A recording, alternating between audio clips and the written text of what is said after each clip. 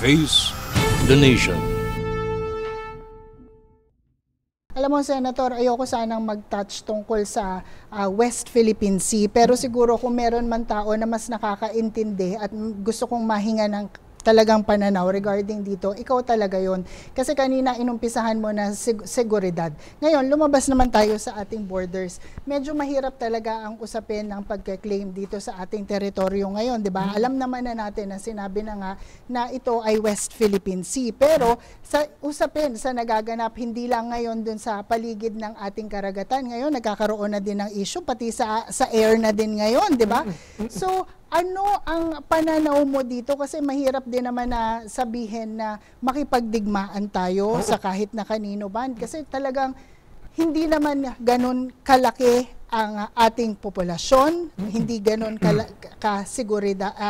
kahanda ang ating mga mamamayan para sa pakikipagdigmaan. Pero ayaw nating pabayaan ang sarili nating teritoryo kasi napaka-importante ng pagprotekta mo sa iyong teritoryo, di po ba? Lorraine, ang pananaw ko dyan ganito, no? Sa atin yan, kahit na pagbalik-balik tayo, geographically, politically, diba? Legally, may arbitral ruling. Yes. Ngayon, ang issue na naman dyan, no? In fact, Lorraine, kahit na anong issue, iuugnay ko sa basic needs. Anyway, balik tayo sa West Philippine Sea.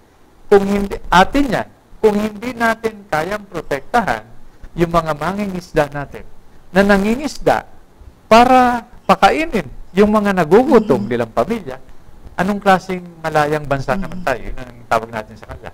Pero tama ka, wala namang bansa na ibig makipag-away. Pero kung sasabihin natin, dapat kabahan tayo, masyado naman tayo, hindi totoo yan. Hindi ba natuto itong mga nag-aambisyon sa atin sa mga Kastila, sa Hapon, sa Amerikano? Nasaan sila ngayon at nasaan tayo? Nung tinatanong ako, meron ba tayong hukbo na pansagupa dyan? Sabi ko, wala. Lulusob ba sila sa atin? Sabi ko, hindi siguro. Bakit? Nandito na sila. Sa loob, di ba? Ang tawag doon, asymmetric warfare. No? Pero, ano ang gagawin natin? Yun ang katanungan. Maganda tayo. Hindi naman natin kayang alamin kung ano iniisip nila, ano sinasabi nila, at anong ginagawa nila. Dito sila pumasok. Dito magkaalaman. Di ba? Sa haba nung lalakbayin nila para pag-ukulan tayo ng pansin at makipagdigmaan. No? So maghanda tayo. Pero ang sangkap talaga ng paghanda, kailangan magkaisa tayo.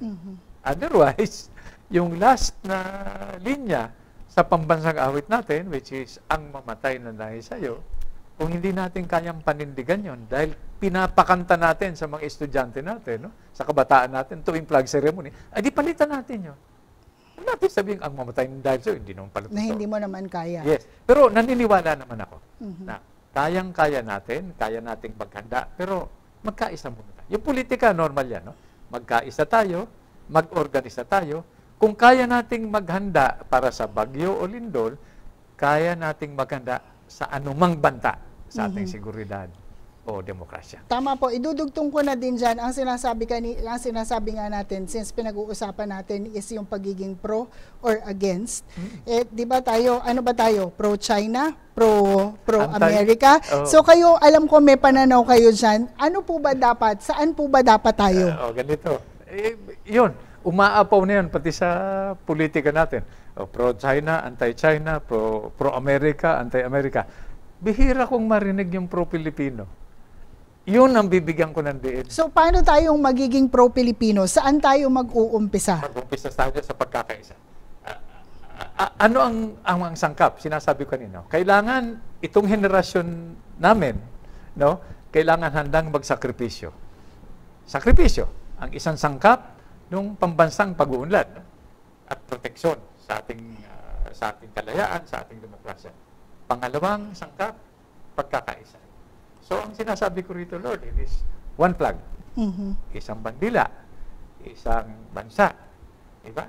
Isang nagkakaisang mamayang Pilipino na nangangarap. Okay naman mangarap, diba? Dream hard. Tapos, magdasal tayo. Diba? Pray hard. At siyempre, para hindi mo nakakahiya sa Panginoon o kay Allah, work hard tayo. So, dream hard, pray hard, work hard.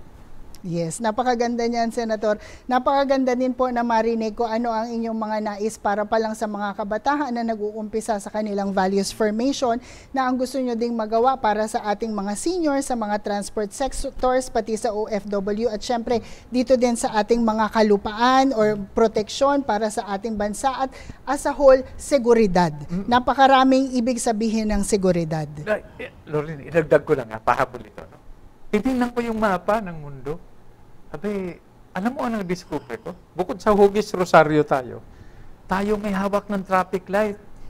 Lahat ng barko at eroplano, siguro mga 9 out of 10 dumadaan sa teritoryo natin. Sa atin. Hindi nga natin sinisingil di ba? May RFID, may toll gate, no?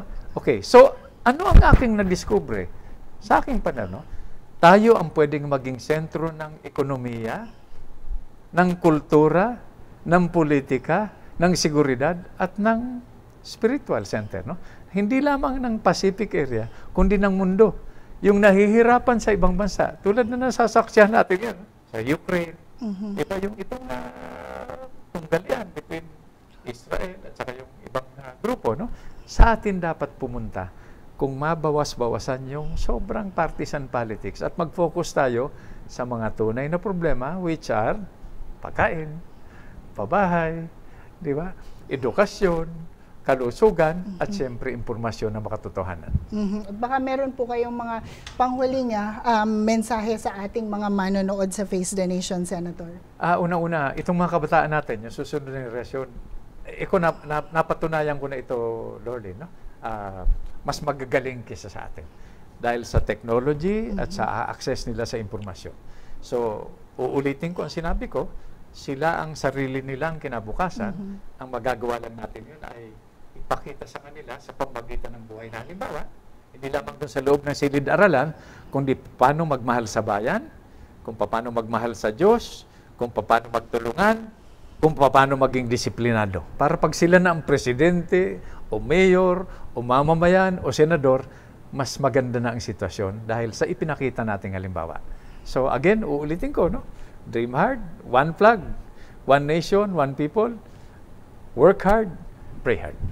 Thank you very much po, Senator Gringo Honasan. Sa akin pong pagtatapos, gusto ko lang pong i-quote si Senator Robin Padilla sa ginagamit niya at bilang pag-i-endorso sa inyo. Sinasabi po ni Senator Robin Hood Padilla, kayo daw po ay puno ng kwento, pero may kwenta. Ayan po ang ating good Senator, Senator Gringo Honasan, number 31 sa inyong balota. Huwag niyo pong kalilimutan. At ito po ang pagtatapos ng Face the Nation for this week's episode. I am Lorlyn Garcia Velarde. Thank you for joining us.